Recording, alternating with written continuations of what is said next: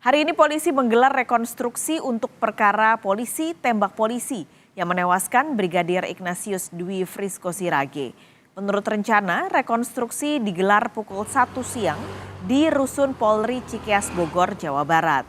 Dikonfirmasi melalui pesan singkat, kuasa hukum keluarga Bribda Ignatius menyebut orang tua Bribda Ignatius akan hadir dalam rekonstruksi siang ini.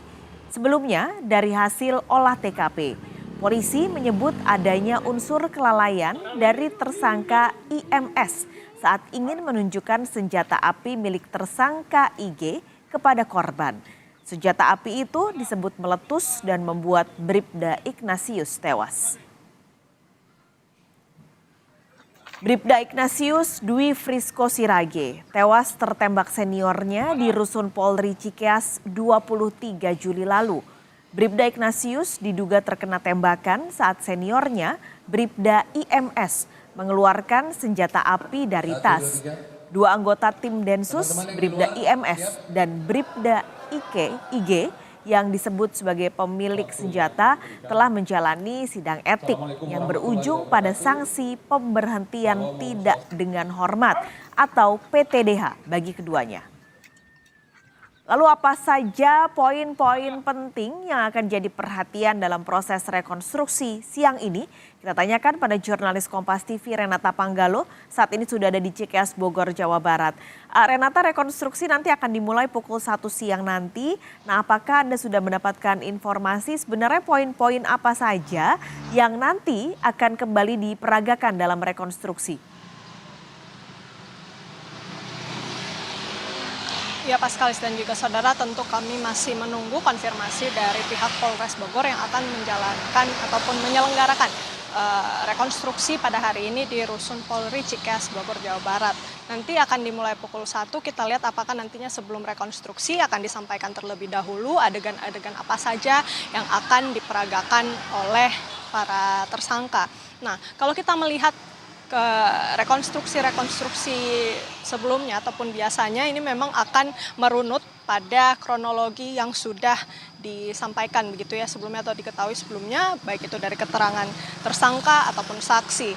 Nah, kalau berdasarkan dari keterangan pers yang disampaikan oleh Polres Bogor beberapa waktu lalu di Mabes Polri, memang sudah disampaikan bahwa peristiwa ini dimulai ketika tersangka IMS bersama dengan saksi AN dan AY meminum miras bersama-sama di kamar saksi AN, dan pada saat itu tersangka IMS kemudian menunjukkan senjata api ilegal milik tersangka lainnya yang kemudian dikeluarkan dan pada saat itu belum terpasang magasin sebelumnya, yang kemudian setelah ditunjukkan disimpan kembali di dalam tas. Nah, setelah itu korban yakni Bribda Ignatius kemudian masuk ke dalam kamar saksi AN dan kemudian tersangka IMS mengeluarkan senjata api tersebut dan tiba-tiba meletus dan mengenai kepala, tepatnya di telinga korban yakni Bribda Ignatius. Tidak begitu lama setelah itu kemudian saksi AN dan AY keluar dari kamar. Nah, ini kalau dilihat dari barang bukti rekaman CCTV yang diterima oleh polisi yakni Polres Bogor, ini ada selama 3 menit lewat 53 detik durasi dari Bribda Ignatius selaku korban masuk ke dalam kamar saksi AN, kemudian saksi AN dan saksi AN dan AY keluar. Nah, ini tentu nantinya yang akan kita lihat bagaimana runutan peristiwanya, bagaimana kemudian kelalaian ini bisa terjadi karena kita ketahui tersangka IMS ini merupakan ataupun dulunya merupakan anggota Densus 88. Mengapa kemudian bisa terjadi kelalaian padahal anggota itu biasanya sudah dilatih begitu ya untuk menggunakan senjata api. Nanti kita lihat apa saja adegannya yang akan diperagakan, rencananya rekonstruksi akan digelar pada pukul 1 siang nanti. Paskalis. Dengan poin-poin yang sudah Anda sebutkan tadi, apakah artinya 2 orang tersangka, Bribda IMS dan juga Bribka IG akan dihadirkan langsung dalam rekonstruksi nanti?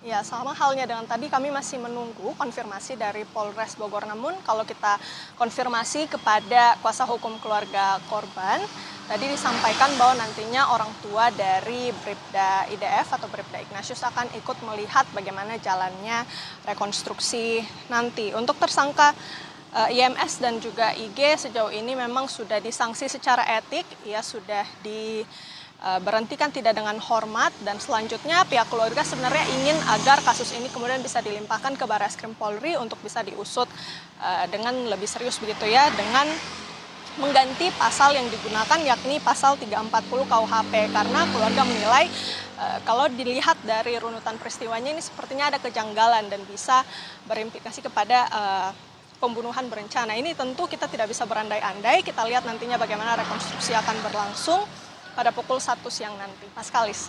Terima kasih Renata Panggalo melaporkan langsung dari Cikeas, Bogor, Jawa Barat.